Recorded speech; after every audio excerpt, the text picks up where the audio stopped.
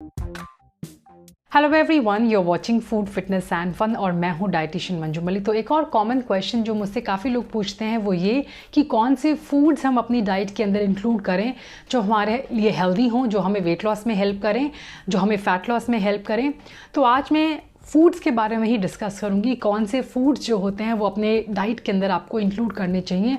और ये जो कॉन्सेप्ट है वो मैं आपको एक्सप्लेन करूंगी एसिडिक एंड अल्कलाइन फूड्स के बारे में डिस्कस करते हुए। तो एसिड और अल्कलाइन का जो स्केल होता है वो एक पीएच के स्केल पर हम मेजर करते हैं। ये जो स्केल होता है वो 0 से 14 तक का होता है। उसमें जो 7 होता है वो होता है न्यूट्रल, और जो 0 होता है वो एसिडिक होता है, और जो 14 होता है वो अल्कलाइन होता है। आपने देखा होगा जो वाटर की पाइप्स होती हैं, आपने कई बार उनके ऊपर व्हाइट कलर का कुछ जमा हुआ देखा होगा। वो होता है अगर पानी के अंदर पीएच लेवल एसिडिक हो और उसके अंदर जंग लग जाता है, पाइप्स जो होती हैं वो रॉट होने लग जाती हैं। वहीं अगर ज़्यादा एल्कलाइन होता है पानी अगर पाइप्स के अंदर, तो उसके अंदर काई लग जाती है। तो हमारी बॉडी के अंदर भी अगर बहुत ज़्यादा एल्कलाइन होगा तो हमारे न्यूट्रिएंट्स जो हैं वो अच्छी तरह से अब्जॉर्ब नहीं होंगे। अगर बहुत ज़्यादा एसिडिक होता है, जैसे मैंने कहा रॉट होने लग जाती हैं पाइप, तो अगर ज़्यादा एसिडिक हमारी बॉडी होगी तो इन्फेक्शन होने के चांसेस बहुत ज़्यादा बढ़ जाते हैं। तो ना हमें अपनी बॉडी को ज़्यादा एसिडिक होने देना है और अल्कलाइन होना भी कुछ अच्छी चीज़ नहीं है। तो किस तरह से हम अपनी बॉडी को न्यूट्रल रखें, उसके पीएच लेवल को मेंटेन कर सकें, ये हमारी डाइट के थ्रू हम करते हैं। तो हम जो इंजेस्ट करते हैं उसका हमारी बॉडी पे या तो अल्कलाइन इफेक्ट होता है या एसिडिक इफेक्ट होता है। हमारा जो स्टमक होता है वो हमारी बॉडी का सबसे ज़्यादा एसिडिक पार्ट होता है। आपके स्टमक का लेवल एसिडिक इसीलिए होता है ताकि वो जो भी आप कंज्यूम करते हैं, स्पेशली प्रोटीन्स और फैट्स, उन्हें अच्छी तरह से डाइजेस्ट कर सकें। 70% जो होते हैं वो अल्कलाइन फूड हमें कंज्यूम करने चाहिए और 20 to 30% हमें एसिडिक फूड भी कंज्यूम करने चाहिए अपनी बॉडी की एसिडिक रिक्वायरमेंट्स के लिए।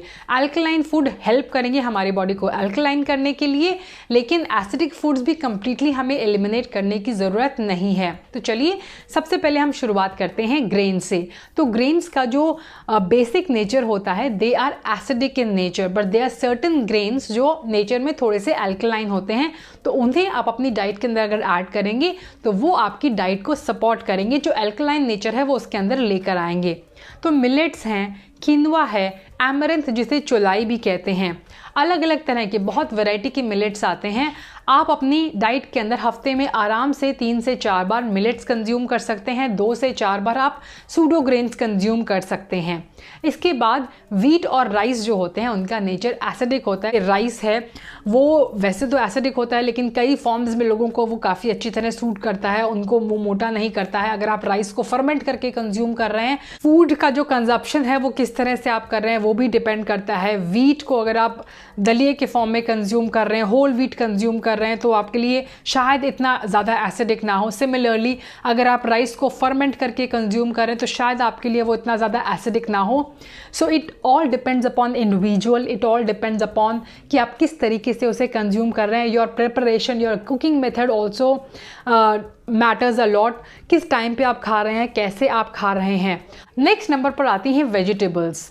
जहाँ पर ग्रेन्स मोस्टली एसिडिक होते हैं वहाँ पर वेजिटेबल्स मोस्टली अल्कलाइन होती हैं। वेजिटेबल्स हमारी बॉडी को अल्कलाइन रखने में हेल्प करती हैं। That's why it is very important कि आप एक लार्ज अमाउंट में वेजिटेबल्स कंज्यूम करें ताकि आपकी बॉडी अल्कलाइन रह सके। लेकिन कुछ ऐसी वेजिटेबल्स हैं जो सब लोगों के लिए अल्कलाइन नहीं होती हैं, जैसे कि टमेटोज़ हैं, दे आर स्लाइटली एसिडिक। जितने भी नाइट शेड्स की वेजिटेबल्स आती हैं, बैंगन है, बेल पेपर्स हैं जो कलरफुल बेल पेपर्स आती हैं, या फिर आलू हैं, इसका नेचर एसिडिक होता है।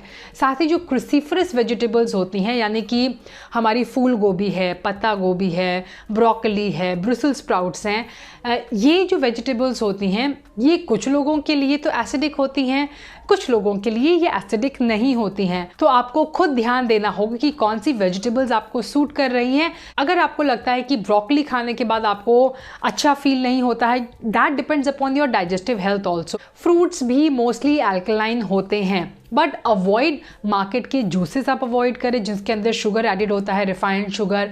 आप कोशिश करें होल फ्रूट्स को कंज्यूम करने की। अगर आपकी बॉडी ऑलरेडी थोड़ी सी एसिडिक है, उसके अंदर ईस्ट होने के, फंगस डेवलप होने के चांसेस हैं, तो आपको फ्रूट्स का कंजप्शन भी थोड़ा सा कम करना हो, क्योंकि फ्रूट्स के अंदर होते हैं नेचुरल स्वीटनर्स। ये नेचुरल स्वीटनर्स जो होते हैं वो उन फंगस बैक्टीरिया की ग्रोथ को प्रमोट कर सकते हैं। So if you feel that your digestive system is week और आपका गट ऑरा खराब है, आपकी गट हेल्थ खराब है, तो आप जब अपनी हेल्दी डाइट को शुरू करें तो इनिशियली फ्रूट्स के कंजप्शन को लिमिट में रखें। आप स्टिल 1 से 2 फ्रूट्स तक कंज्यूम कर सकते हैं, but do not go overboard जब हम फ्रूट्स की बात करते हैं। Next is your legumes and pulses. तो जब हम दालों की बात करते हैं तो मोस्टली जो दालें होती हैं वो अल्कलाइन होती हैं। कुछ दालें होती हैं जैसे कि उड़द की, वो थोड़ी सी एसिडिक होती है। Otherwise most of the dals that we consume are alkaline in nature. सोया अगर हम बात करें तो वो अल्कलाइन होता है, अगर स्पेशली आप उसे फर्मेंट करके कंज्यूम करेंगे। अगर आप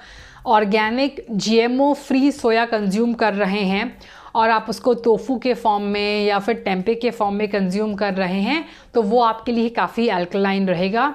वही राजमा, छोले हैं या फिर ब्लैक आई बीन्स जिसे लोबिया भी कहते हैं, वो एसिडिक होती हैं। लाइमा बीन्स जो होती हैं वो भी अल्कलाइन होती हैं नेचर में। अगला आता है नट्स एंड सीड्स। तो जब हम नट्स एंड सीड्स की बात करते हैं तो 2 ऐसे नट्स हैं, आमंड्स और चेस्टनट, जिनका नेचर जो होता है वो अल्कलाइन होता है। तो अगर आप नट्स एंड सीड्स को इंक्लूड करना चाहते हैं डाइट में तो इन पर आप जोर दे सकते हैं। सीड्स की मैं बात करूं तो फ्लैक्स सीड्स जो होते हैं, पंपकिन, सनफ्लावर, सेसमे सीड्स, ये अल्कलाइन होते हैं। Now again that all depends upon your digestive health. अगर आपकी डाइजेस्टिव हेल्थ वीक है तो कई बार फ्लैक्स सीड्स भी आपको रिएक्ट कर सकते हैं। It all depends upon your gut lining. अगर लीकी गट है तो कई बार लोगों को नॉर्मल सीड्स जो होते हैं वो भी डाइजेस्ट करने में दिक्कत होती है। अगला आता है non veg food. Non vegetarian food जो होता है वो मोस्टली एसिडिक होता है, जिसके अंदर डेयरी भी आती है। डेयरी फूड जो होते हैं, प्रोडक्ट्स होते हैं, वो मोस्टली एसिडिक होता है। जो भी हम फर्मेंट करके कंज्यूम करते हैं उसका नेचर फिर भी कम एसिडिक हो जाता है। जैसे कि अगर हम दही खा रहे हैं तो वो इतना ज़्यादा एसिडिक नहीं होता है। बटर मिल्क ले रहे हैं या फिर घी ले रहे हैं, घी का नेचर भी अल्कलाइनिंग होता है। लेकिन वैसे अगर हम डेयरी ले रहे हैं तो उसका नेचर एसिडिक होता है। नेक्स्ट इज़ जितना भी मीट है, रेड मीट है, पोल्ट्री है, एग्स हैं, वो एसिडिक होते हैं नेचर में। इसीलिए अगर आप नॉन वेजिटेरियन हैं तो जब भी आप मीट कंज्यूम करें, मेक श्योर कि आप बहुत सारी वेजिटेबल्स के साथ उसे कंबाइन करें। Do not have meat without vegetables, otherwise आपके स्टमक पे वो बहुत ज़्यादा एसिड इफेक्ट क्रिएट करेंगी। अगला आता है ड्रिंक्स। तो हमारा जो नॉर्मल पानी होता है वो अल्कलाइन होता है, लेकिन मिनरल वाटर जो होता है वो एसिडिक होता है नेचर में। हमारा कोकोनट वाटर बहुत अल्कलाइन होता है, तो कोकोनट वाटर आप अपनी डाइट में इंक्लूड कर सकते हैं। लेमनेड्स जो होते हैं या घर जो हम शिकंजी वगैरह बनाते हैं, फर्मेंटेड ड्रिंक्स जो होते हैं वो भी आपकी बॉडी को अल्कलाइन करते हैं। वहीं जो ड्रिंक्स आपको एसिडिक क्रिएट करते हैं, एसिड को प्रमोट करते हैं, वो है caffeine. Caffeine is acidic in nature.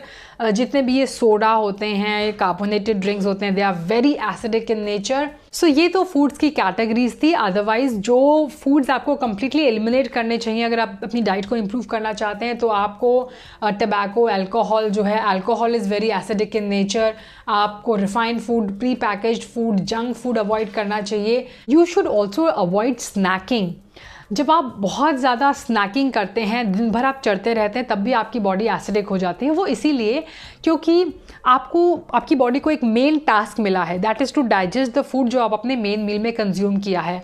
उस फूड के बाद अगर आप धीरे धीरे इंटरवल्स पे कुछ ना कुछ खाते रहेंगे तो आपकी बॉडी जो है वो उस प्रोसेस को ठीक से कंप्लीट नहीं कर पाएगी। बार बार इंटरप्शन की वजह से आपकी बॉडी के जो फंक्शन है वो डाइवर्ट होते रहेंगे और आपका डाइजेशन धीरे धीरे over a period of time weak हो जाएगा। तो आपकी बॉडी को एसिडिक करने में जो एक और इम्पॉर्टेंट चीज़ है जो कंट्रीब्यूट करती है वो है आपका दिन भर ग्रेजिंग करना, दिन भर चरना। एटलीस्ट 2 to 3 आवर्स का गैप अपनी मेन मील और स्मॉल मील्स के बीच भी आप रखें। अगर आपने 8 o'clock ब्रेकफास्ट किया है तो 10:30, 11 o'clock तक कोशिश करें कि आप कोई बीच में छोटा मोटा भी स्नैक ना लें। अगर आप हेल्दी फूड को भी ठीक से नहीं खा रहे हैं, डिस्ट्रैक्शन है बहुत ज़्यादा आसपास, आप खाने को अच्छी तरह च्यू नहीं कर रहे हैं, आप खाने के साथ अगर पानी को ले रहे हैं, तो ये सारी चीज़ें भी बहुत मैटर करती हैं। I hope that answers the question. Thanks for watching. Do share this video with your friends and family members. Stay with me, stay healthy, stay fit, stay active, and I'll be back very soon. Until next time. You take care, bye bye.